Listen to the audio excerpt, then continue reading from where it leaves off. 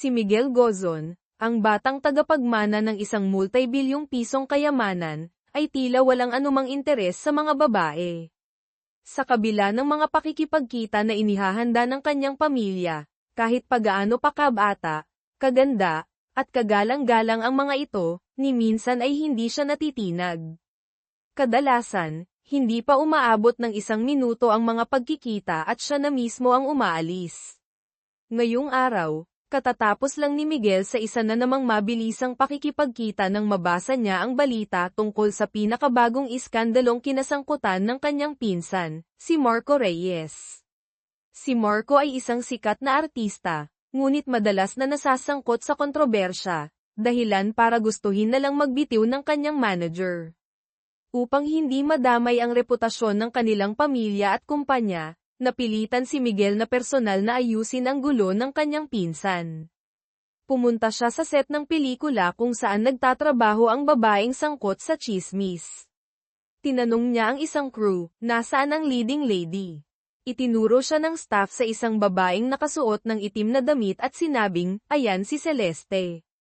Palaging pasaway yan. Sinundan ni Miguel ang turo at nakita nga ang isang babaeng nakaitim. Ngunit dahil sa pagkalito, napagkamalan niyang si Lea Santos, isang stunt woman, ang aktres na si Celeste. Paakyat na sana si Miguel para makipag-usap, nang biglang bumuhos ang malakas na ulan. Napilitan silang dalawa ni Lea na sumilong sa isang malapit na bubungan. Sa hindi inaasahang pagkakataon, nadulas si Lea at napahiga. Agad siyang sinalo ni Miguel. Nagkatitigan sila, tila may tensyong romantiko, ngunit isang malakas na kulog ang palm unit sa katahimikan, dahilan para magulat si Miguel at napabitaw, kaya bumagsak si Lea sa lupa. Galit na galit si Lea sa walang pakialam na aksyon ni Miguel pero hindi na lamang nagsalita. Gayunman, paikot-ikot si Miguel sa paligid niya, parang tinatasa siya na tila isa siyang hayop sa zoo. Dahil dito, napatanong si Lea, Sir, kilala po ba kita? Hindi niya sinagot ang tanong at diretsahang sinabi na dadalhin siya para makilala si Marco Reyes. Pagkarinig ni Lea, nagniningning ang kanyang mga mata, tila hindi makapaniwala. Siya pala ay isang hardcore fan ni Marco. Kaya't kahit nagtataka, sumama siya agad kay Miguel palabas ng set. Habang nasa daan, tumawag si Marco at sinabing nasa ika-33 palapag siya ng isang gusali, at pinapakiusapang ihatid ni Miguel ang babae sa kanya. Ngunit si Miguel ay may matinding claustrophobia, kaya't hindi siya makagamit ng elevator. Nagtaka si Lea at tinanong kung may problema ba siya. Ayaw ipaalam ni Miguel ang kanyang takot kaya ang palusot niya ay masyado raw mamahalin ang kanyang kasuutan na in-order pa mula sa Italy, at hindi raw ito bagay sa ordinaryong elevator. Napailing si Lea sa kartihan niya, saka isinara ang pinto ng elevator. Walang nagawa si Miguel kundi umakyat ng hagdan papuntang ika-33 palapag, halos himatayin sa pagod. Nang makabawi ng hininga, nagsimula na siyang kausapin si Lea, na akala pa rin niya ay si Celeste. Dahil wala pa si Marco, sinimulan ni Miguel ang plano niyang ibulgar ang tunay na ugali ni Marco. Sinabi niyang si Celeste ay isa lamang sa napakaraming babae sa paligid ni Marco, at hindi siya naiiba sa kanila. Na-offend si Lea. Pinagmalaki niyang magaling siya sa industriya. Nagtanong si Miguel kung saan siya magaling. Sagot ni Lea, magaling siya sa mga stunt gaya ng pag-akyat sa pader, pagbitin sa mga lubid, at mga delikadong eksena sa loob ng sasakyan. Ngunit iba ang dating nito kay Miguel, akala niya may kinalaman ito sa posisyon sa kama. Kaya't nagtanong siya, pero di ba delikado kung may lumabas na litrato niyan? Napakunot noo si Lea at agad na napagtanto ang kabastusan ng iniisip ng kausap. Maliwanag na magkaibang wavelength ang usapan nila. Sa wakas, nilinaw ni Lea ang lahat, Sir. Hindi po ako si Celeste.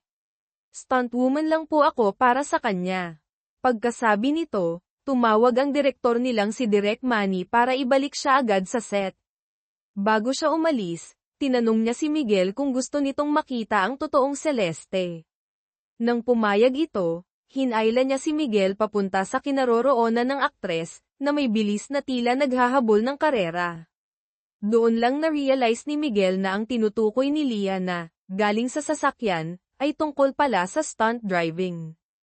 Nang makaharap na ang totoong Celeste, agad nagsulat si Miguel ng tseke at sinabing layuan na nito si Marco. Ngunit nang makita ng aktres ang laki ng halaga, bigla itong nagbago ng target at sinimulang landiin si Miguel. Nakisakay si Miguel sa agos at sinabing nais sana niya itong yayain sa hapunan, pero ang mga tsismis tungkol dito ay nagdudulot ng sakit ng ulo sa kanya. Sa kagustuhang makuha ang bagong jackpot, dali-daling itinanggi ni Celeste ang anumang relasyon kay Marco. Nang makitang nadala ito sa bitag, sinabi ni Miguel na umaasa siyang lilinawin ni Celeste ang lahat sa press conference kinabukasan. Agad namang sumang-ayon ang aktres at nangakong aayusin ang lahat. Habang paalis na, si Miguel sa set ng pelikula, hindi sinasadyang nakita niya si Leah na abala sa pag-eensayo. Agad na nakuha ng maliksing mga galaw at kakayahan sa martial arts ni Leah ang atensyon ni Miguel. Nakatingin siya kay Leah nang hindi kumukurap, at unti-unting naakit dito. Sa sobrang pagkabighani, hindi niya namalayang nabangga niya ang isang crew na may dalang tubig. Dahil sa instinct na iwasan ang tubig, binitiwan ng props crew ang hawak na kordon ng effects, kaya biglang nagsilabasan ang mga puting balahibong ibon na unti-unting bumagsak sa ibabaw ni Leah. Sa sandaling iyon, para siyang isang anghel na tagapagligtas, at hindi na makaalis ang mga mata ni Miguel sa kanya. Napansin ni Leah ang titig niya, kaya't nagkatitigan sila ng matagal. Pagkatapos lang noon natauhan si Miguel. Isang lalaking laging walang interes sa mga babae, ngayon ay parang may mumunting alon na gumugulo sa puso niya. Naghintay si Miguel matapos ang trabaho ni Leah, at tinanong siya kung siya ba'y isang stunt woman dahil mukha siyang propesyonal. Ngunit dahil sa sobrang pagod, wala nang lakas si Leah makipag-usap at tumalikod na lang. Hinawakan siya ni Miguel sa kamay, ngunit hindi sinasadyang nataman niya ang lumang sugat ni Leah. Kaya napasigaw ito sa sakit at napabagsak siya. Napamura si Miguel, brutal ka naman. Ngunit nang makita niyang dumudugo ang sugat ni Leah sa braso, agad siyang lumapit at nag-alala, may sugat ka pala ng ganito, bakit ka pa nagtatrabaho? Sa kanya hinipo ang noo at leeg ni Leah, at napansin na may lagnat ito. Gusto niya agad itong dalhin sa ospital. Ngunit ayaw ni Leah, kaya't buhat CEO na estilo, buhat-buhat niyang isinugod si Leah sa ospital. Habang natutulog si Leah dahil sa pagod at lagnat, napansin ni Miguel na nakakunot pa rin ang noo nito. Dahan-dahan niyang hinaplos ang kilay ni Leah para ito'y kumalma. Di nagtagal, dumating si Direk Manny at pinagalitan si Leah dahil sa di pag-ulat ng kanyang sugat. Humingi ng paumanhin si Leah at sinabing okay na siya at agad siyang lalabas ng ospital. Saka lang umalis ang direktor. Nang palabas na si Leah para sumakay ng jeep pauwi, nagpumilit si Miguel na siya na lang ang maghatid. Biglang dumating si Marco Reyes. Nang makita ni Leah ang iniidolo niya, di napigil ang ma-excite, pero nahiya rin. Laking gulat niya nang makilala siya ni Marco. Leah, ikaw pala yan. Lumulundag sa tuwa si Leah, hindi niya akalaing naalala pa siya ni Marco. Noon pala sila nagkakilala sa isang shooting dati, at pinuri pa ni Marco ang galing ni Leah sa stunts. Simula noon naging fan na siya ni Marco. Hindi maalis-alis ni Miguel sa isip si Leah. Kahit nasa bahay sa Forbes Park o nasa Manila Golf Club siya, mukha ni Leah ang nakikita niya. Kaya't inutusan niya ang sekretarya niyang si MS Santos na alamin ang tungkol kay Leah, nais niya itong muling makita. Ilang sandali lang, nakita ni Miguel si Leah na nasa audition para sa mga stunt woman. Nakita niya ang nagniningning ng ngiti ni Leah sa likod ng bintana at muling naramdaman ang tibok ng puso niya. Matagal siyang nag-isip pero sa huli, tumawag siya kay Leah. Ngunit di pa siya tapos magsalita, binabaan na siya ni Leah sa telepono. Bilang isang dominanteng CEO, hindi niya matanggap ang ganitong pagtanggi. Kaya't binayaran niya ang auditioners para mapaalis at makapasok siya agad. Laking gulat ni Leah nang biglang humarap si Miguel sa kanya. Tinanong pa siya ng ibang stunt women kung anong galing ni Miguel. Walang pasubali. Sagot niya, magaling ako sa kumita ng pera. Napailing na lang si Leah, at inakalang sinasadya lang ni Miguel ang gulo. Galit siyang hinayla si Miguel palabas at tinanong kung ano ba talaga ang gusto niya. Walang ibang maisip si Miguel kaya't nagsinungaling, dumating daw siya para maningil ng bayad sa ospital. Dinala niya raw si Leah sa ospital pero wala man lang pasasalamat. Nahiya si Leah at tinanong kung magkano ang bill. Nagkunwaring hindi narinig ni Miguel at tinanong pabalik, yung sugat mo, naghilom na ba? Napatingin si Leah, iniisip kung bakit siya biglang concern. Paalis na sana siya pero hinayla siya ni Miguel sa hood ng damit. Sinilip niya ang sugat nito, at inaya siya sa ospital para ipagamot ang peklat. Napahinto si Leah, baka matagal na panahon na rin mula noong may huling taong nag-alala para sa kanya. Bahagyang lamambat ang puso niya. Kinabukasan, pumunta si Leah sa isang malaking mall sa Makati para sa shooting. Pero sinadya siya ng direktor pahirapan, isang simpleng eksena, pinapabalik ng paulit-ulit. Sa sobrang pagod, sumakit muli ang dating sugat ni Leah, pero pinilit pa rin niya. Sa itaas ng mall, nakita ni Miguel ang nangyayari. Biglang sumikip ang dibdib niya. Agad siyang bumaba at pinatigil ang direktor sa ginagawa. Lumalabas na si Miguel pala ang may-ari ng mall at pangunahing sponsor ng pelikula. Nagulat ang direktor, at dali-daling humingi ng paumanhin, sinabing gusto lang daw niya ng mas magandang eksena. Seryosong sagot ni Miguel, kaya kayo nakakapag-shoot dito dahil kay Leah. Fan niya ako. Nanlaki ang mata ng direktor. Maya-maya, ginamit na naman ni Miguel ang kapangyarihan ng kanyang kayamanan, inanayang kumain ang buong team, at dinala si Leah sa ikalawang palapag ng mall. Sa loob, inihanda niya ang isang candlelight dinner para kay Leah. Ngunit imbes na kiligin, nagalit si Leah at tinanong kung bakit hindi niya sinabi ang tunay na pagkatao niya. Kalma lang si Miguel at sinabing, hindi ka naman nagtanong. Napatahimik si Leah. Nang paserve na sana ng pagkain si Miguel, pinigilan siya ni Leah. Sinabi niyang wala siyang oras sa mga love games ng mayayaman, at wala siyang kakayahan para makipagsabayan. Aalis na sana siya nang harangin siya ni Miguel. Agad niyang sinabi na wala siyang masamang intensyon, gusto niya lang daw maging kaibigan si Leah. Agad na tumanggi si Leah, sa paniwalang masyadong malaki ang agwat ng estado nilang dalawa. Si Miguel ay isinilang na may gintong kutsara sa bibig, nakukuha ang lahat ng gusto niya, at namumuhay sa karangyan sa Forbes Park. Samantalang si Leah ay kailangang magsikap araw-araw sa Quezon City, paulit-ulit na nagsasabi ng, pasensya na po, upang makaligtas sa industriya. Hindi kailanman mauunawaan ni Miguel ang mga paghihirap na ito. Ayaw na ring magsalita pa ni Leah. Kumuha siya ng kaunting pera at inilapag ito sa mesa, sabay sabing iyon ang pambayad sa bill ng ospital na una nang binayaran ni Miguel. Pagkatapos magbayad, sinabi niyang hanggang dito na lang sila. Ang mga taong mula sa magkaibang mundo ay hindi kailanman maaaring maging magkaibigan. Hindi maunawaan ni Miguel kung bakit ganoon na lamang ang paglayo sa kanya ni Leah.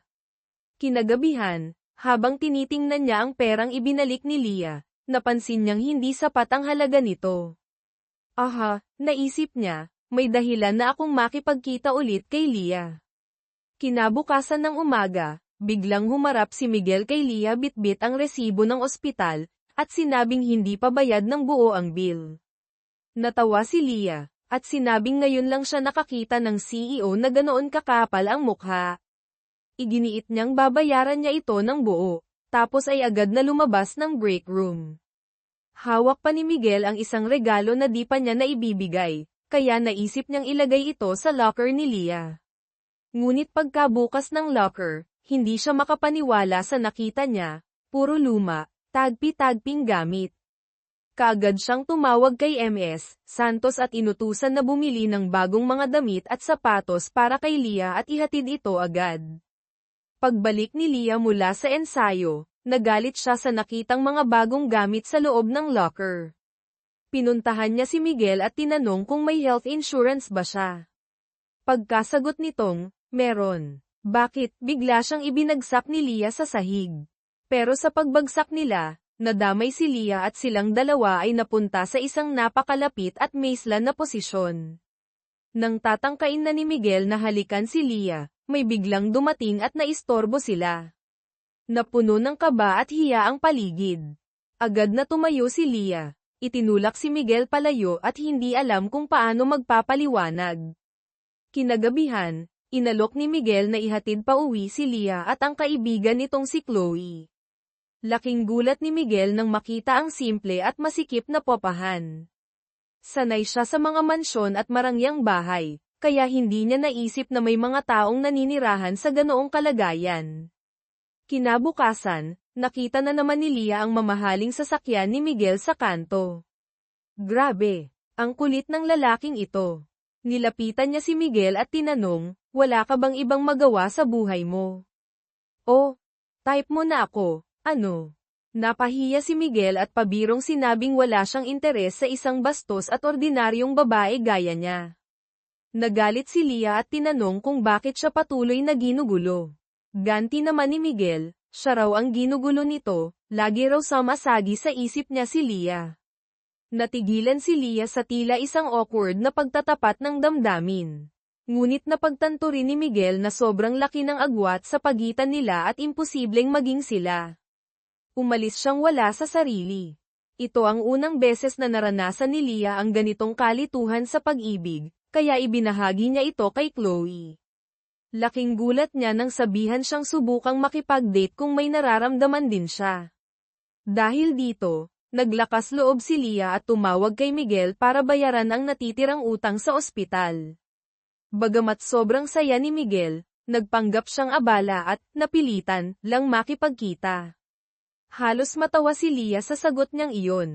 Sinabi niyang si Miguel na ang baalang pumili ng oras at lugar ng pagkikita.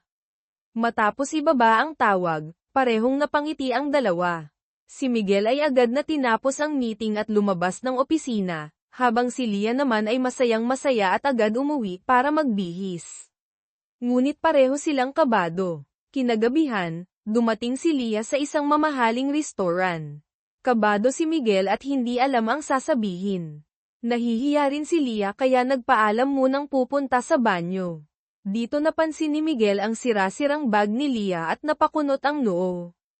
Pagbalik ni Leah, agad siyang kinumpronta ni Miguel. Alam daw niyang hindi pera ang tunay na dahilan ng pagkikita, nagdi-date sila. Talaga bang ganyan kakahirap na hindi ka makabili ng matinong bag? Labis ang kahihiyan at sakit na naramdaman ni Leah. Inilapag niya ang pera sa mesa at umalis. Pagbalik sa bahay, hindi makatulog si Miguel. Nagsisisi siya sa masasakit na salitang binitiwan niya. Pero kung hindi niya iyon sinabi, paano pa niya mapuputol ang nararamdaman niya? Ang agwat nila ni Leah ay parang bangin na hindi kayang tawirin. Ngunit sadyang mapaglaro ang tadhana. Ilang araw matapos niyang piliting kalimutan si Leah, muli silang nagkita sa sariling mall ni Miguel. May malaking promo ang mall at nanalo si Leah ng grand prize, isang trip to Japan. Ayaw sana niyang tanggapin ang premyo, pero kinumbinsi siya ni Chloe na kunin ito, dahil gusto niyang manalo ng laptop, second prize. Dahil dito, napilitan si Leah at di sinasadyang muling nakaharap si Miguel. Agad siyang kinumpronta ni Miguel. Alam ng lahat ng staff sa mall ang relasyon nila at usap-usapan ito. Bakit daw siya naglakas loob na magpakita roon? Tatangkain pa lang ni Leah na sumagot nang sinabihan siya ni Miguel na binaliwala raw nito ang inihandang dinner para sa buong team at sa kanya. Ngayon, kalat na ang balita.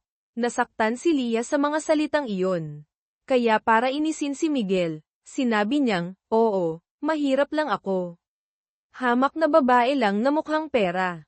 Kung nakakahiya siyang makilala, sabihin na lang daw sa iba na siya'y babaeng mababa at fling lang sila. Lalong nagalit si Miguel. Hinayla niya si Leah papasok sa isang mamahaling butik, itinapon ang mga mamahaling damit sa harap nito at sinabing isuot ang mga iyon, dahil ang fling daw niya ay hindi dapat mukhang mahirap. Galit na tumalikod si Leah pero hinayla siya ni Miguel papasok sa fitting room, pilit siyang pinagsuot ng mga damit. Hindi maintindihan ni Leah kung bakit siya hinihiya ni Miguel ng ganoon. Sa huli, sinabi ni Miguel ang tunay niyang nararamdaman. Hindi raw niya niloloko si Leah. Gusto niyang subukan nilang kilalanin ang mundo ng isa't isa, at baka sakaling makita nila ang koneksyon sa pagitan nila. Pagkatapos sabihin ito, bigla siyang tumakbo palabas dahil sa kanyang matinding claustrophobia. Ang matagal na pananatili sa fitting room ay sobra na para sa kanya. Naiwan si Leah, umiiyak at nakaupo sa sahig, hindi maunawaan kung bakit minahal niya ang lalaking may napakalaking agwat ng estado. Bagamat kanina lang ay sinabi ni Miguel na hindi karapat-dapat si Leah sa premyo, ipinaabot pa rin niya ito sa pamamagitan ng kanyang sekretarya. Pagkakita sa ticket at voucher, galit na galit si Leah. Sa huli, napagpasyahan niyang ibalik ng personal ang premyo kay Miguel. Alam ni Miguel na pupuntahan siya ni Leah kaya sabik siyang naghintay, at maging nag-cruise pa at nagdasal. Naghanda pa siya ng tsaa at merienda. Gusto niyang makipag-usap ng maayos kay Leah. Pero bago pa man sila makapagsimula ng maayos, nag-away na naman sila. Ayaw na ni Leah na magpatuloy pa sa usapan, kaya inilagay niya ang premyo sa kamay ni Miguel at tumalikod para umalis. Hindi inaasahan ni Leah na biglang ibabagsak ni Miguel ng malakas ang tropeyo sa lupa.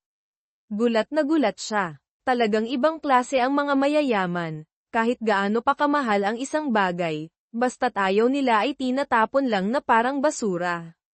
Nang makita ni Miguel na palayo na si Leah, dali-dali siyang tumakbo at niyakap ito mula sa likod. Kinuha pa niya ang susi ng motor ni Leah at itinapon ito sa damuhan. Mahigpit niyang niyakap si Leah at sinabing gusto lang naman niyang makipag-usap ng maayos. Pilit namang kumakawala si Leah. Sinabing wala namang silbi ang pag-uusap ng 2 taong galing sa magkaibang mundo. Sa mismong sandaling iyon, dumating ang ina ni Miguel, si Doña Victoria. Tiningnan niya si Leah mula ulo hanggang paa na may mapanuring mata, sabay sabing, kaya pala gumagawa ka ng eskandalo sa mall, dahil sa babaeng ito. Pagkatapos ay hinamak pa si Leah na parang pagkaing kalye, maganda man sa paningin, pero madaling makasira ng tiyan kapag kinain. Labis na nainsulto si Leah sa narinig. Matapang niyang sinabi kay Doña Victoria na hindi na siya kailanman magkakaroon ng kaugnayan kay Miguel, sabay alis. Naisip ni Miguel na baka nga may pagkukulang siya, pero pagdating sa ina niya, wala na siyang nagawa. Kinabukasan ng umaga, dumating si MS Santos kay Miguel para i-report na ang nanalo ng grand prize sa mall event, isang 1-week Japan tour, ay buntis pala. At ang second prize winner ay masyado ng matanda at ayaw ng bumiyahe. Ayon sa patakaran, mapupunta na ang premyo sa third prize winner, si Leah. Biglang nagkaroon ng ideya si Miguel. Isa itong magandang pagkakataon para makasama si Leah ng ilang araw. Tahimik niyang inutusan si MS Santos na ayusin ang lahat. Ilang araw ang lumipas, at napilitan si Leah na bumiyahe papuntang Japan para hindi mabaigo si Chloe, na nang ulit pang sasama kung hindi pupunta si Leah. Sa totoo lang, medyo natuwa rin si Leah, makakalabas siya ng bansa at hindi pa niya gastos. Pero hindi pa man siya masyadong nakaka-relax. Nakita na agad niya si Miguel sa malayo. Hindi siya makapaniwala na magtatagpo silang dalawa sa ganitong, kakataong, lugar. Mukhang hindi na talaga siya makakaiwas pa. Pero sa pagkakataong ito, hindi sila nag-away. Kumain sila ng Kobe beef, na totoo'y premium Wagyu bistec na in-order ni Miguel, sumakay ng siksik ang subway sa Tokyo, at sabay na pinanood ang romantikong paglubog ng araw sa tabing dagat. Sa mga sandaling iyon, pinangarap ni Miguel na sanay silang dalawa na lang ang natitira sa mundo. Hindi sumagot si Leah. Bagkos ay sinabing gabi na at kailangan na nilang bumalik sa hotel. Alam niya sa sarili niya na kahit anong mangyari, galing sila sa magkaibang mundo at hindi sila kailanman magiging tunay na magkasama. Sa tren pa uwi ng hotel, nakatulog si Leah sa balikat ni Miguel dahil sa pagod. Pagkagising niya, Napansin niyang nasa huling istasyon na sila ng tren, isang tahimik at liblib na lugar. Biglang lumitaw ang isang lalaki na nakasuot ng uniporme ng bumbero. Napansin ni Leah ang luma't pamilyar na peklat sa braso nito, katulad ng kay tatay niyang yumaong bumbero. Biglang nabalot ng emosyon si Leah at dali-daling sinundan ang lalaki palabas ng tren. Nagising naman si Miguel sa ingay, at bumaba rin ng tren. Pero nang makababa sila, nawala ang bumbero na tila bula. Habang naghahanap si Leah, nagtaka si Miguel kung anong hinahanap nito. Nang lingunin ni Leah ang paligid, nakita niyang muli ang anino ng isang bumbero sa bintana ng isang lumang bahay sa tabi ng daan. Mabilis siyang tumakbo pero wala na itong bakas. Habang naguguluhan siya, muling lumitaw ang anino sa isa pang bintana. Agad niya itong sinundan muli. Napabuntong hininga si Miguel, hindi maintindihan kung bakit biglang nagkakaganito si Leah. Hindi nila napansin ang lumang karatula sa pintuan ng bahay na may nakasulat, Kichi no Niwa, lihim na hardin. Sinundan ni Leah ang anino papasok sa maliit na kagubatan ngunit hindi pa rin niya ito maabyutan.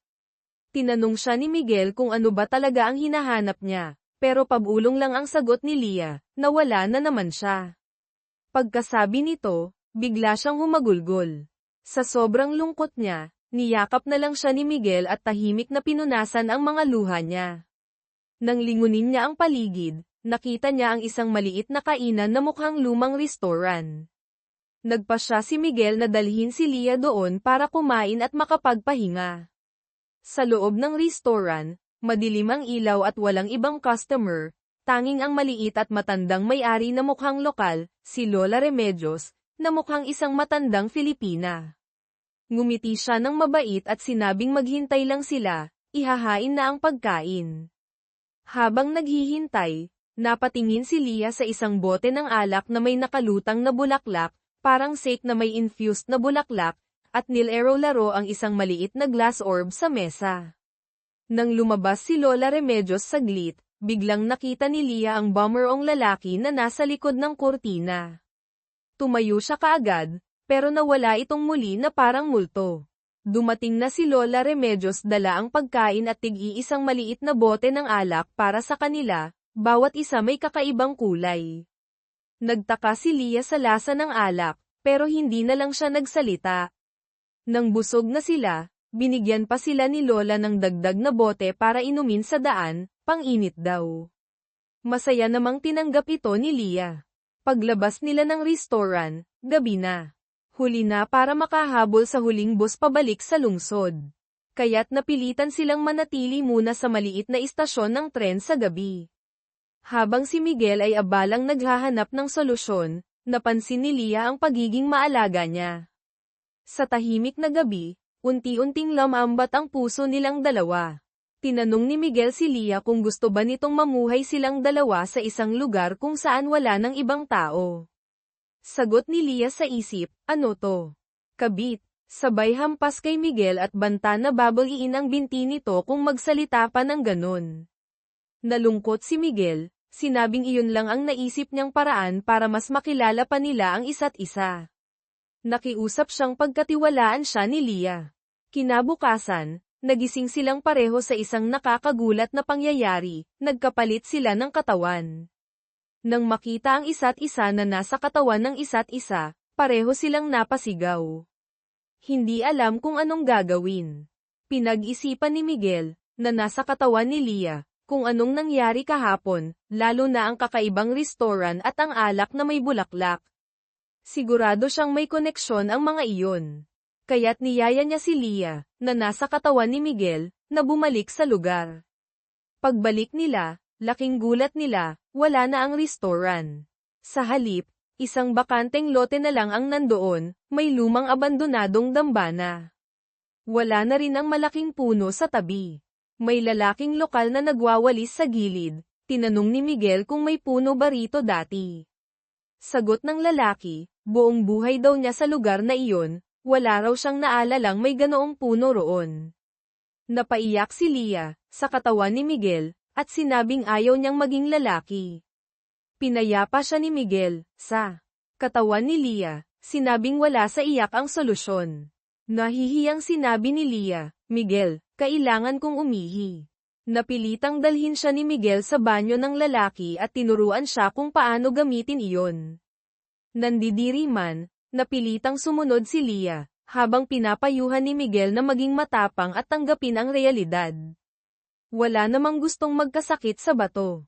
Pagkatapos, hinarap na naman nila ang tanong, paano sila babalik sa dati? Naisip ni Leah, sa katawan ni Miguel, na sa mga pelikula, kailangang maghalikan para magpalit ulit. Nahihiya niyang sinabi ito kay Miguel, sa katawan ni Leah, na agad namang tumugon, oh, ano pang hinihintay natin? Subukan na natin. Pero nahiya si Leah at naglakad palayo. Hinabol siya ni Miguel at hinalikan siya ng walang sabi-sabi. Ngunit, wala pa ring nangyari. Napilitan silang tanggapin ang sitwasyon at maghanap muna ng matutuluyan. Kinagabihan, si Miguel, sa katawan ni Leah, ay lumabas mag-isa upang uminom ng alak sa isang maliit na bar para maibsan ang lungkot. Hindi niya inaasahang lalapitan siya ng 3 lokal na lasing at sisimulang tuksuhin. Si Leah, sa katawan ni Miguel, nang mapansin na matagal nang hindi bumabalik si Miguel, ay nagsimulang mag-alala at lumabas upang hanapin siya. Hindi niya inaasahan ang tagpong nasaksihan. Sa unay gusto pa niyang panoorin si Miguel, sa katawan ni Leah, na tinutukso, para makabawi sa inis niya, pero nang makita niyang tila may balak ng bastyusin ng mga lasing ang katawan niya, agad siyang sumugod. Gamit ang lakas ng katawan ni Miguel, 3 beses niyang pinabagsak ang mga lasing, pagkatapos ay sinamantala ang pagkakataon upang hilahin si Miguel, sa katawan ni Leah, palayo at tumakas. Ngunit dahil sa sobrang bilis ng pagtakbo, si Miguel, sa katawan ni Leah, ay biglang nahirapang huminga at nagsimulang umubo ng malakas. Agad namang napagtanto ni Leah, sa katawan ni Miguel, bumalik na naman ang hika niya. Sinabihan niya si Miguel, sa katawan ni Leah, na kumalma at huminga ng malalim ayon sa gabay niya. At totoo nga, hindi nagtagal, unti-unting bumalik sa normal ang paghinga ni Miguel, sa katawan ni Leah. Ipinaliwanag ni Leah, sa katawan ni Miguel, may hika ako. Kaya kapag sobrang hingal, kailangan kong huminto at magpahinga. Namangha si Miguel, sa katawan ni Leah, sa narinig. May hika pala si Leah pero stunt woman pa rin siya. Hindi ba siya natatakot mamatay ng maaga? Ipinaliwanag ni Leah, sa katawan ni Miguel, na ito ang propesyon na mahal niya at gusto niyang ipaglaban. Matapos ang insidenteng iyon, napagtanto ng dalawa na wala silang ibang magagawa kundi pag-aralan ang mga ugali at buhay ng isa't isa at pansamantalang gumanap bilang ang isa't isa upang makaligtas. Kinuha ni Miguel, sa katawan ni Leah, ang kanyang komplikadong family tree at isa-isang ipinakilala kay Leah, sa katawan ni Miguel, ang bawat miyembro. Wala namang problema sa karamihan, maliban kay Tito Ricardo, na ayon kay Miguel ay dapat bantayan dahil palagi nitong inaabangan ang posisyon ng CEO. Tumango si Leah, sa katawan ni Miguel, at sinikap tandaan ang buong family tree. Tinanong siya ni Miguel, sa katawan ni Leah, kung may dapat bang ipaalala tungkol sa pamilya niya. Binanggit ni Leah, sa katawan ni Miguel, ang ilang pangalan, lahat ay kaibigan niya. Tinanong ni Miguel, sa katawan ni Leah, pamilya mo? Nasaan sila? Bigla namang bumagsak ang ekspresyon ng mukha ni Leah, sa katawan ni Miguel. Ikinwento niyang mula pagkabata, tanging ang kanyang tatay ang naging pamilya niya, ngunit namatay ito sa isang sunog habang nasa tungkulin, noong siya'y 17 anyos. Kapag siya'y sobrang pagod at hirap huminga, iniisip lang niya ang tatay niya. Palagi raw sinasabi nito na kailangang matutong magpasensya, dahil ang oportunidad ay kasing halaga ng hangin. Habang nakikinig, nalungkot si Miguel, sa katawan ni Leah. Hindi niya akalaing ganito kahirap ang pinagdaanan ng matapang na babaeng ito. Kinagabihan, nagpasya silang mag-relax sa isang onsen, mainit na bukal. Bumili si Leah, sa katawan ni Miguel, ng pambabaeng underwear at tinuruan si Miguel, sa katawan ni Leah, kung paano ito isuot. Kailangan daw sundin ng maayos. Sa totoo lang, Parang sanay na sanay si Miguel magturo. Bukod pa rito, mahigpit na pinayuhan ni Leah sa katawan ni Miguel, si Miguel sa katawan ni Leah, na huwag titingin sa katawan niya kapag naghubad. Sa una, naiinis pa si Miguel sa katawan ni Leah sa pagiging maarte ng mga babae, pero nang maghubad na siya para maligo, napansin niya ang maraming peklat sa balikat at likod ni Leah, luma, bago, malakit maliit. Doon niya unang beses tunay na naintindihan kung gaano kalalim ang pagmamahal ni Leah sa kanyang trabaho.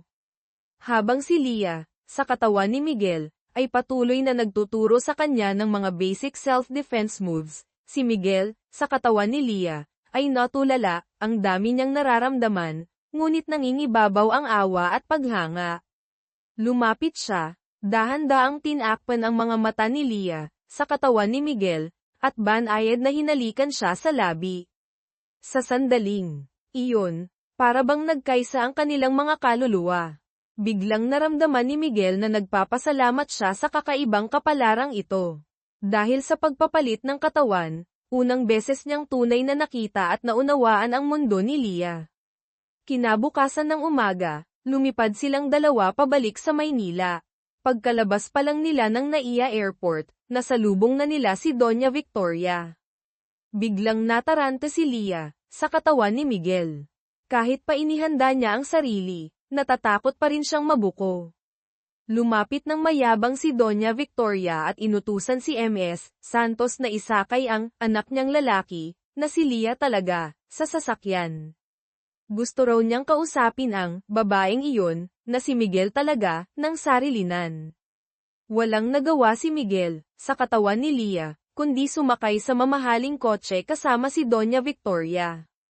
Hindi siya tinantanan, pagkaupo pa lang sa sasakyan, pinagsabihan na siya ng masakit at mapanirang mga salita, pilit siyang pinapaalis sa buhay ng anak niya. Hindi makapaniwala si Miguel, sa katawan ni Leah, na kayang magsalita ng ganito ng sariling ina. Mabuti na lang at hindi ito narinig ni Leah. Dahil sa matinding tensyon, muling na-trigger ang hika ni Leah sa katawan niya, kaya pinilit niyang magtimpi at huwag makipagsagutan. Mabuti na lang at hindi nagtagal, nakarating na sila sa lumang boarding house ni Leah sa Quezon City. Naisip niya, kailan kaya sila makakabalik sa kani-kanilang katawan. Pagpasok ni Miguel, sa katawan ni Leah, sa maliit at sira-sirang boarding house ni Leah, hindi niya mapigil ang mapangiwi. Sanay siya sa marangyang pamumuhay bilang CEO, ngayon lang siya nakapasok sa ganitong klaseng lugar. Habang nag-iisip siya, biglang may babaeng sumugod mula sa likuran at ibinagsak siya sa sahig. Si Chloe pala, ang roommate at matalik na kaibigan ni Leah. Medyo gusot ang itsura ni Chloe, at pagkatapos siyang ibagsak ay agad tinanong, "Uy, may pasalubong ka ba sa akin?" Hindi makatingin si Miguel, sa katawan ni Leah, sa kanya at mahina lang na sinabing, "Tingnan mo na lang sa malita." Samantala, nakarating na rin si Leah, sa katawan ni Miguel, sa engranding mansion ni Miguel sa Forbes Park. Namangha siya sa bawat sulok ng mansyon, para siyang napunta sa isang fairy tale. Ni sa panaginip, hindi siya makakaisip ng ganitong klase ng bahay. Kinabukasan, kailangang si Leah, sa katawan ni Miguel, ang pumunta sa Gozon Group Headquarters sa BGC upang gumanap bilang si Miguel sa trabaho. Kabado siya, nang sabay-sabay siyang batiin ng mga empleyado sa labas ng "Good morning, Sir Miguel." Instinct niya ay yumuko at bumati rin, "Good morning din po." Laking gulat ng mga empleyado. Umakyat si Leah, sa katawan ni Miguel, sa executive floor at napansin ang isang matandang mukhang tuso na naghihintay sa kanya. Napag-isip-isip niyang ito siguro si Tito Ricardo, ang lalaking pinayuhan ni Miguel na bantayan. Kaya agad siyang magalang na bumati, "Good morning po, Tito Ricardo." Alam ni Tito Ricardo na may claustrophobia si Miguel kaya sinadya niyang ilagay sa pinakamataas na palapag ang meeting at pinilit na gamitin ang elevator para atakihin ang takot ni Miguel, sa pag-asang kusang bibitiw ito sa pagiging CEO. Ang plano niya, kung hindi sumakay ng elevator si Miguel at maglakad paakyat, tiyak na mapapagod ito. Pero laking gulat niya nang sabihin ni Leah, sa katawan ni Miguel, na hindi kailangang i-cancel ang meeting at gagamitin nila ang elevator. Napaisip si Tito Ricardo kung mali ba ang nakuha niyang impormasyon. Habang nasa tensyonadong meeting, palihim na tumawag si Miguel, sa katawan ni Leah, kay Leah, sa katawan ni Miguel, at sinabing huwag pipirma ng kahit ano at dalhin na lang ang mga dokumento sa labas. Agad na nagkunwaring masama ang pakiramdam si Leah, sa katawan ni Miguel, humingi ng paumanhin at sinabing rerepasuhin na lang niya ang mga papeles sa bahay. Umalis siya sa meeting ng maayos. Galit na galit si Tito Ricardo nang makita ang pamangkin na tila walang pakialam sa meeting. Nang sunduin na ni Miguel, sa katawan ni Leah, si Leah, sa katawan ni Miguel, pinuna niya agad ang kasuotan ng babae. Ano ba yang suot mo? Mukha kang galing sa bukid. Umirap lang si Leah, sa katawan ni Miguel, at sinabing hindi na mahalaga ang itsura. Ang mahalaga, bukas ay kailangan si Miguel, sa katawan ni Leah, ang pumalit sa kanya. May balitang darating daw na international film crew sa Maynila na naghahanap ng stunt performers, at gusto niyang sumubok. Pero tumanggi si Miguel, sa katawan ni Leah, at sinabing gusto pa niyang magpahinga ng 2 araw para masanay sa katawan na ito. Tinakat siya ni Leah, sa katawan ni Miguel, kapag hindi ka pumunta bukas, babalian kita ng buto. Pero hindi natakot si Miguel, sa katawan ni Leah, at sinabing, kahit kailan naman hindi mo ako sinasaktan, puro ka lang pananakot. Habang naglalambingan sa loob ng sasakyan sina Miguel, na si Leah sa katawan, at Leah, na si Miguel sa katawan, biglang lumitaw si Doña Victoria sa may pintuan ng kotse. Galit na galit siyang sinermonan si Miguel, na si Leah sa katawan. Anak, ano bang meron sa hampas lupang babae na yan na wala sa mga disenteng babae na pinapakilala ko sayo? Miguel, na si Leah sa katawan, ay napabulalas ng ma. Ngunit agad siyang pinahiya ni Doña Victoria. Tinawag siyang walang hiya at muling binanggit ang babala niyang layuan ang anak niya. Sinubukang magpaliwanag ni Miguel, na si Leah, pero hindi siya pinakinggan, sa halip ay pinalayas pa siya. Hindi alam ni Doña Victoria na ang pinapalayas at inaalipustan niyang babae ay siya mismong mahal na anak na lalaki niya. Nag-aalalang tumingin si Miguel, na si Leah, kay Leah, na si Miguel. Alam niyang siya ang pinatatamaan ng mga salitang iyon, pero ang pinakamasasaktan ay si Leah. Paano ba niya maaaliw si Leah sa ganitong sitwasyon?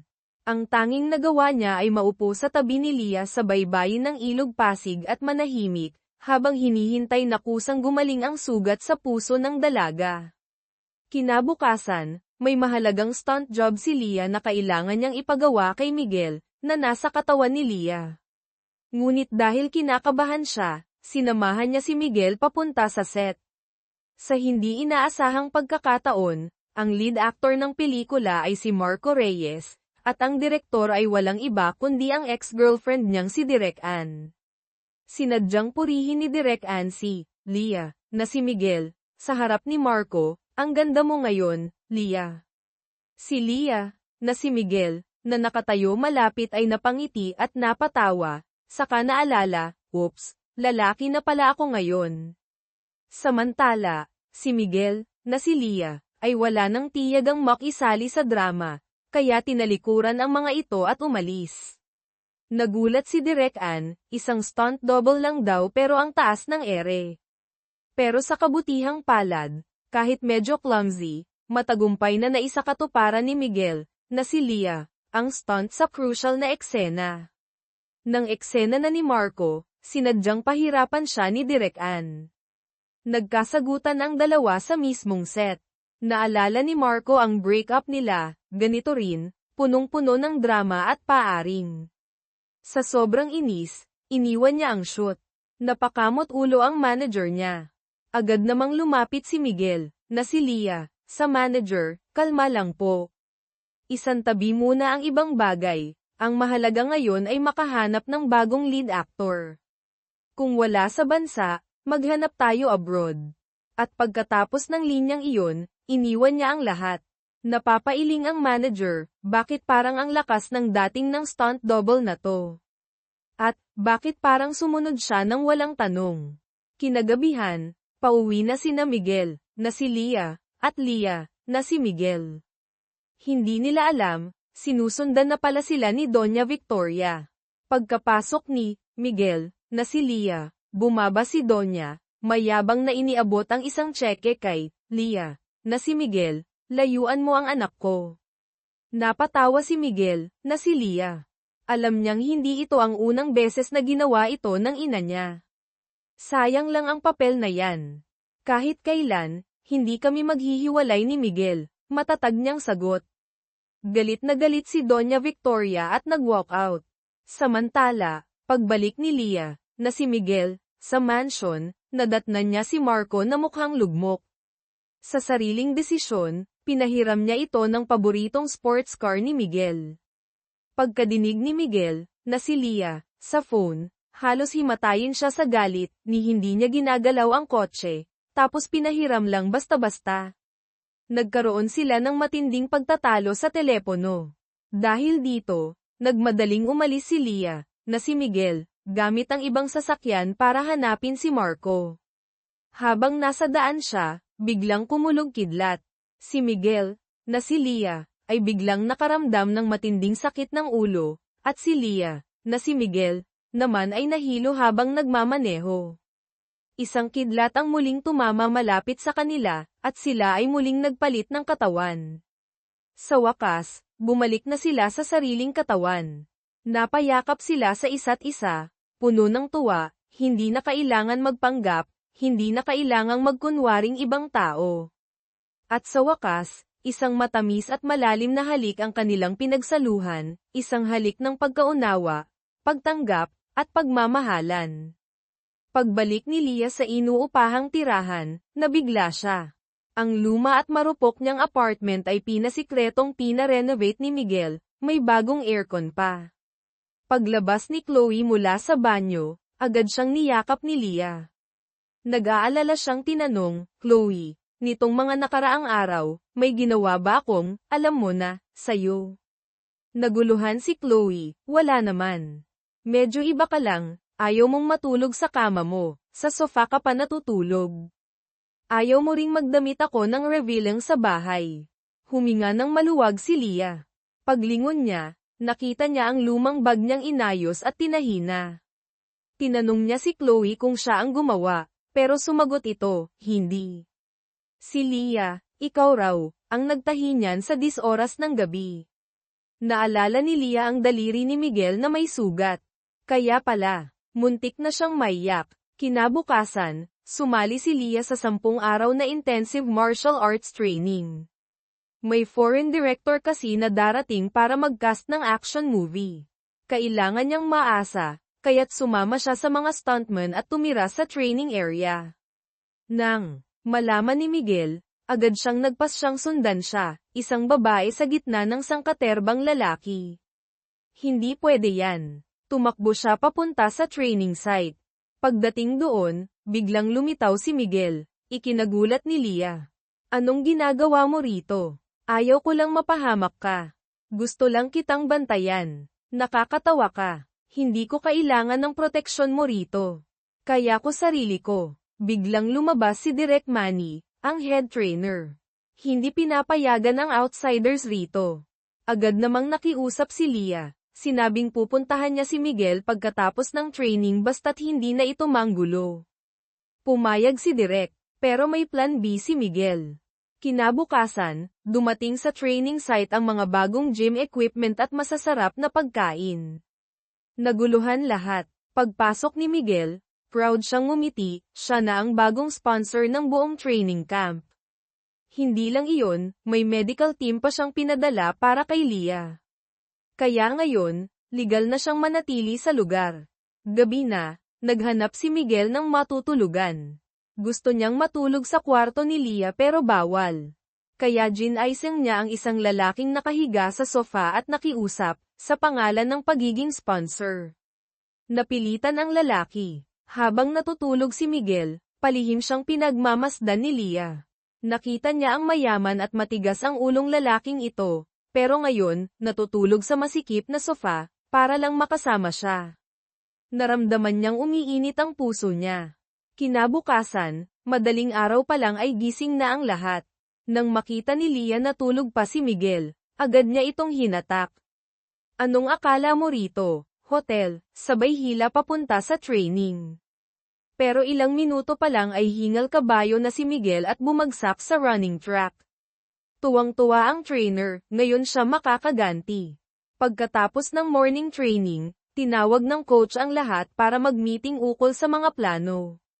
Nang makita niyang paikot-ikot si Miguel sa paligid ni Leah na parabang nang Alaska, agad niya itong inutusan na siya na lang ang magluto ng tanghalian para sa buong team.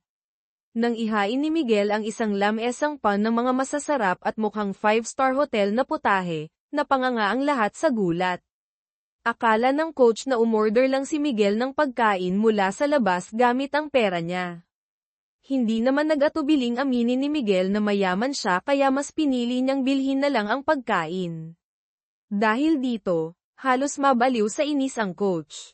Habang kumakain, hinamon ng coach si Miguel sa isang inuman. Siyempre, hindi pwedeng umatras si Miguel lalo't si Leah ay nakaupo mismo sa tabi niya.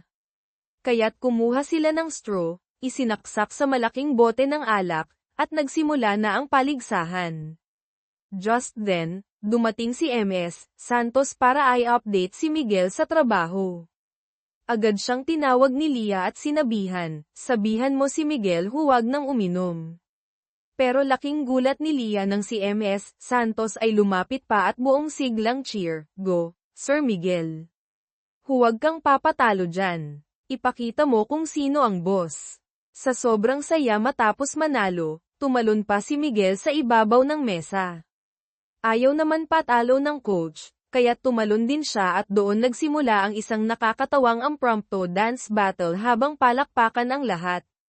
Pagkatapos kumain, kunwari ay gentleman si Miguel at kusang loob na nagboluntaryong maghugas ng lahat ng plato at kubyertos. Pero nang makita niya ang napakalaking tambak ng maruruming pinggan, natulala siya, isang CEO na tulad niya, kailan ba siya naghugas ng pinggan? Kaya't palihim siyang tumawag kay MS Santos, reklamo ng reklamo, at inutusan itong magpadala ng ilang kasambahay para tumulong. Pero aksidenteng narinig ni Leah ang tawag. Dahil dito, biglang binawi ni Miguel ang utos at hinarap si Leah, sabay pakiusap na siya na lang ang tumulong. Tatakbo na sana si Leah pero nahuli siya ni Miguel at niyakap ng mahigpit. Sa gitna ng maliit at simpleng kusina, unti-unting nagtugma ang tibok ng dalawang pusong matagal nang may nararamdaman para sa isa't isa. Matapos nilang maghugas, napansin ni Miguel na tila may balak si Leah umalis. Tinanong niya kung saan pupunta at nalaman niyang may fan meeting si Leah para pakinggan ang bagong kanta ng iniidolong si Marco Reyes. Bigla niya itong hinayla paupo, "Dito ka lang. Huwag kang aalis." Tumutol si Leah at sinabing kapatid lang naman niya ang pupuntahan. Nang tatakbo na sana siya, agad siyang binuhat ni Miguel at inihiga sa lumang sofa. Nagpumiglas si Leah pero lalo lang siyang niyakap ni Miguel. Sa huli, nagtawanan at nagbiruan ang dalawa habang mas lalong nahulog ang loob ni Leah sa kakulaitan at kabaitan ni Miguel. Sa katahimikan ng gabi, opisyal nang nagsimula ang kanilang pagmamahalan. Sa kabilang banda, si Doña Victoria ay nasa bahay at galit na galit habang tinitingnan ang mga kuhang larawan ng private investigator, si Miguel at Leah, sweet sa training camp. Dahil ilang araw nang hindi pumapasok si Miguel sa opisina, delayed na naman ang isa sa mga major project ng Gozon Group. Maraming dokumento ang kailangang pirmahan at ang ibang shareholders ay nagsisimula ng mainis at magbulong-bulungan. Napilitan si Miguel na bumalik sa opisina para asikasuhin ang naipong trabaho. Kinabukasan, habang nagte-training, hinanap-hanap ni Leah si Miguel. Hindi siya sanay na wala ito sa paligid. Minsan pa nga, lihim siyang sumusulyap sa paligid habang nag-eensayo. Napansin ito ng coach kaya't sinabihan siyang mag-focus. Di nagtagal, inanunsyo ng coach na maaga matatapos ang training. Saktong tumawag si Marco Reyes para ayain si Leah mag-dinner. Kakalabas lang ng bago niyang kanta at gusto niyang marinig ang opinyon ng isang loyal fan. Maganda ang naging usapan nila sa restaurant. Pagkatapos ng dinner, inihatid ni Marco si Leah pauwi. Pero pagkasapit sa tapat ng kalsada, nakita ni Marco ang kotse ng kanyang tiyahin, si Doña Victoria. Agad siyang kinabahan at tinawagan si Miguel. Pero abala ito sa isang critical board meeting at nang makita ang number ni Marco, na sa tingin niya'y hindi seryoso, hindi niya sinagot. Wala nang nagawa si Marco kundi umakyat ng mabilis para pigilan ang kanyang tiyahin. Pero huli na. Binastos ni Doña Victoria si Leah gamit ang masasakit na salita, at galit na itinapon ang larawan ng yumaong ama ni Leah. Ang taong nakapagpalaki ng isang hamak at walang kwentang anak na tulad mo ay siguradong hindi rin matinong tao. Napaiyak na lang si Leah sa sakit. Pagdating ni Marco, narinig niya ang lahat. Nagsalita siya para ipagtanggol si Leah at sinabihan ang tiyahin niyang hinay-hinay lang. Dahil kilala si Marco, napilitan na lang umalis si Doña Victoria. Yamakap si Leah sa larawan ng kanyang ama habang umiiyak ng buong puso. Ang kanyang ama ay isang bayani, isang bomberong nagbuwis ng buhay para sa iba. Para sa kanya, walang mas dakilang tao kundi ang kanyang ama. Nang malaman ni Chloe ang nangyari, agad siyang tumawag kay MS Santos at ikinwento ang lahat. Nabulabog si Miguel at kaagad na pinatigil ang board meeting. Walang pakialam sa pagkabigla ng lahat, tumakbo siya papunta sa boarding house ni Leah. Pagdating niya, sinalubong siya ni Chloe ng galit na sermon. Doon niya nalaman na wala si Leah. Lito at balisa, inikat ni Miguel ang buong lungsod para hanapin si Leah, pero bigo siya. Si Leah ay nasa sementeryo, umiiyak sa harap ng puntod ng ama. Hating gabi na nang makabalik siya sa bahay. Pagbalik ni Miguel sa boarding house at nakita niyang may ilaw na sa kwarto ni Leah, agad siyang kumatok.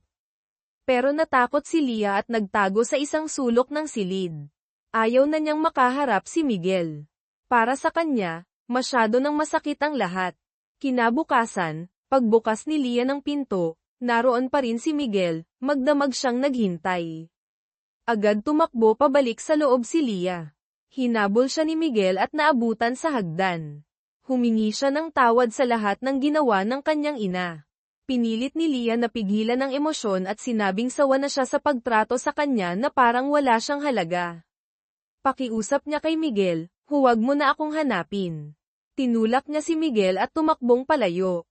Pag-uwi sa mansion, parang wala sa sarili si Miguel. Masakit ang ulo niya, hindi alam kung paano babawiin ang mga sugat na dulot sa puso ni Leah. Nakita siya ni Doña Victoria at agad na sinampal, kung magpapatuloy ka sa kahibangan mong yan, mawawala sa iyo ang pagiging chairman. At nagbanta siya, kung pipiliin ni Miguel si Leah, puputulan niya ang ugnayan nilang mag-ina. Napaupo si Miguel, hindi alam ang gagawin. Sa isang banda ang ina niyang iginagalang, sa kabila ang babaeng mahal niya. Sa huli, pinili niya ang pag-ibig. Tinawagan niya si Leah, pero hindi ito sumagot. Galit pa rin. Kaya't tumakbo si Miguel papunta sa training center at aksidenteng nakita si Leah na pauwi na. Tinangka niyang lapitan pero agad nagtago si Leah. Nagtakbo siya sa buong training ground pero hindi pa rin niya nakita si Leah. Sa huli, tumayo siya sa gitna at sumigaw, "Leah, mahal na mahal kita. Pangako, kahit anong mangyari, hihintayin kita hanggang sa matanggap mo ulit ako." Nakatago si Leah sa likod ng isang poste, tahimik na umiiyak. Nang makaalis si Miguel, napaupo siya sa tabi ng pader, luhaang walang magawa. Dumating si Chloe at niyakap ang kaibigan. Dahil sa sobrang lungkot ni Leah, nagpa siya si Chloe na tulungan siya. Dinala niya si Leah sa isang inuman at sinadyang lasingin ito. Pagkatapos, tinawagan niya si Miguel para sunduin ang kaibigan. Pagkagising ni Leah, nasa loob na siya ng mamahaling sasakyan ni Miguel. Muling humingi ng tawad si Miguel para sa kanyang ina. Sinabi niyang may malaking corporate event ang pamilya nila kinabukasan sa isang mamahaling hotel, at handa na siyang talikuran ang lahat, kayamanan, posisyon, at pamilya, kung sasama lang si Leah. Pag-uwi, hindi alam ni Leah ang gagawin. Worth it ba ang pagmamahal na ito para harapin ang lahat ng panlalait at hirap? Kinabukasan, sa magarang banquet hall ng hotel, matagal nang naghihintay si Miguel ngunit hindi pa rin lumilitaw si Leah. Nag-aalala siyang nagpadala ng sunod-sunod na mga mensahe sa kanya, hindi tumigil ni sandali. Nang mabasa ni Leah ang mga taos-pusong mensahe mula kay Miguel, bigla niyang naalala ang lahat ng masasaya at malulungkot na sandali, pati na ang mga sakripisyong pinagsaluhan nila. Kaya matapos ang kaunting pag-aalinlangan, nagpasya siyang pupunta sa party. Tumawag siya kay Marco Reyes, dahil sa ngayon, siya na lang ang tanging taong maaaring tumulong sa kanya para makapasok sa party ng maayos. Samantala, labis na malungkot at nadidismaya si Miguel, iniisip na pinili na siya ni Leah na talikuran. Sa mismong sandaling halos mawalan na siya ng pag-asa, dahan-daang lumabas si Leah mula sa elevator kasama si Marco Reyes. Nakasuot siya ng simpleng ngunit eleganteng evening gown, nakaayos ng maayos ang kanyang buhok, napakaganda at mukhang matatag. Kaagad siyang nakuha ng mga mata ni Miguel. Sa pagkakataong ito, wala na siyang pakialam sa kanyang posisyon bilang direktor.